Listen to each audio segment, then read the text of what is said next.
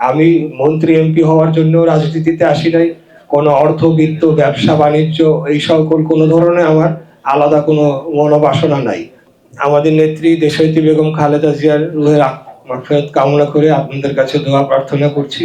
ওনার যে ত্যাগ, যে ওনার যে তিতিক্ষা, একজন নারী হিসেবে উনি যে ভূমিকা রেখেছেন, যে অবদান রেখেছেন বাংলাদেশের গণতন্ত্র প্রতিষ্ঠার জন্য এবং বাংলাদেশের শান্তি প্রতিষ্ঠার জন্য, উনি কিন্তু একজন শুধু বাংলাদেশের নেত্রী নন, উনি রাজনীতির ঊর্ধ্বে উঠে একজন বিশ্ব নেতায় পরিণত হয়েছিলেন এবং তিনি দেখিয়েছেন যে তার মনোবলের মাধ্যমে উনি যেভাবে আপোষহীন এবং একটু শক্ত মনোবল নিয়ে এবং একজন উদার চরিত্রের মানুষ ছিলেন।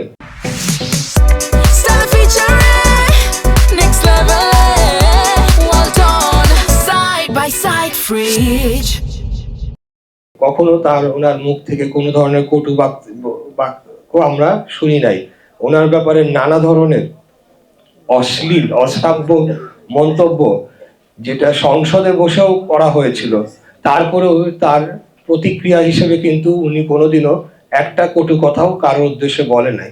আমি একজন মানুষ হিসেবে আমি বলতে পারি যে আমরা কেউই কিন্তু অনেক যে ধরনের কথা ওনার ব্যাপারে বলা হয়েছে, এটা কিন্তু আসলে জিনিসটাকে মেনে নেওয়া খুব কঠিন। তারপরেও উনি আমাদেরকে সবসময় সহনশীলতা, ধৈর্য এবং মানবিক একটা চরিত্র, মানুষ হয়ে বাঁচার যে দীক্ষা, সেটা আমরা ওনার থেকে সারা জীবনই নিয়েছি এবং আগামী দিনেও ওনার দেখানো পথেই আমরা কিন্তু পথ চলতে চাই এবং সকলকে নিয়ে মিলেমিশে একটা শান্তিপূর্ণ সমাজ গড়ে তুলতে চাই, যেখানে মত পার্থক্য থাকতে পারে কিন্তু মতবিরোধ এবং মতভেদ এবং জাতি যাতে কোনোভাবে বিভক্ত না হয়, সেটার জন্য আমরা আমাদের জায়গা থেকে কাজ করে যাব একজন রাজনীতিবিদ হিসেবে ইনশাআল্লাহ।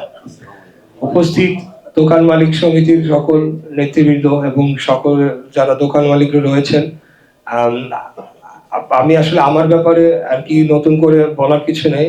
আমি খালি এতটুকু আপনাদের কাছে প্রতিজ্ঞা করতে চাই যে আমাদের নেত্রী যেভাবে একটা শান্তির শৃঙ্খলা এবং সকলে মিলেমিশে রাজনীতি করার, দেশ পরিচালনার দীক্ষা দিয়েছেন, একইভাবে আমার বাবা মরহুম সাদেক হোসেন খোকা, তিনিও দলমত নির্বিশেষে যখন জনপ্রতিনিধি নির্বাচিত হয়েছেন এবং একজন রাজনীতিবিদ হিসেবেও যখন প্রতিনিধি ছিলেন না, তখনও সকলকে সাথে নিয়ে একসাথে আমাদের বাসার চাচা সহ ওনারা একসাথে রাজনীতি করেছেন এবং এখানে জনগণের উন্নয়নের জন্য, এলাকার উন্নয়নের জন্য ভূমিকা রাখারই চেষ্টা করেছেন। ইনশাআল্লাহ আমিও একজন রাজনীতিবিদ হিসেবে আগামী দিনে জনগণের স্বার্থ, জনগণের অধিকার, বাংলাদেশের স্বাধীনতা, সার্বভৌমত্ব এবং একটা মুক্ত বাংলাদেশ গড়ে তোলার জন্য আমার একজন রাজনীতিবিদ হিসেবে আমি আমার কর্মকাণ্ড করে যাব ইনশাআল্লাহ। আমি মন্ত্রী এমপি হওয়ার জন্য রাজনীতিতে আসি নাই। কোনো অর্থবিত্ত ব্যবসা বাণিজ্য এই সকল কোনো ধরনের আমার আলাদা কোনো মনোবাসনা নাই।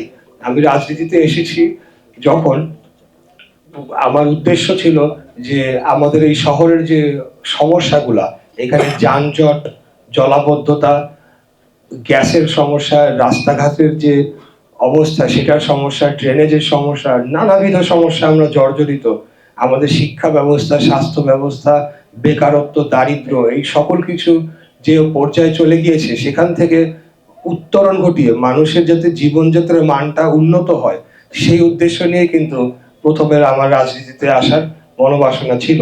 পরবর্তীতে আমরা একটা আন্দোলন সংগ্রাম, জনগণের অধিকার রক্ষার জন্য কিন্তু আমরা এই লড়াইটা করেছি। আমাদের নেত্রীকে যখন কারাবন্দী করা হয়, তখন থেকে আমিও আরো সক্রিয়ভাবে রাজনীতিতে যুক্ত হই।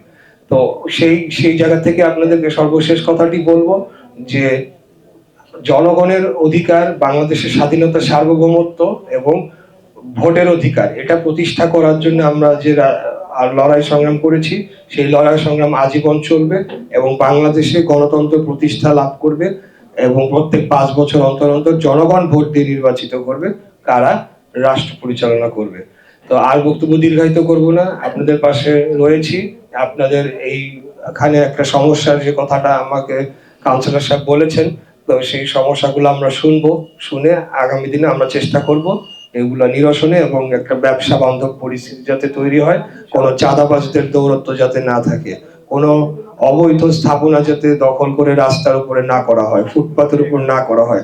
আমরা এবং আমাদের মা বোনেরা যাতে সঠিকভাবে চলাচল করতে পারে, এখানকার যে দূষণ মাত্রা কমিয়ে এনে এখানে শিশুরা যাতে চলাফেরা করতে পারে এবং তাদের যাতে স্বাস্থ্য ঠিক থাকে, এই বিষয়গুলো নিয়ে আমরা আপনাদের কাজ করব। আপনারা আমার জন্য দোয়া করবেন।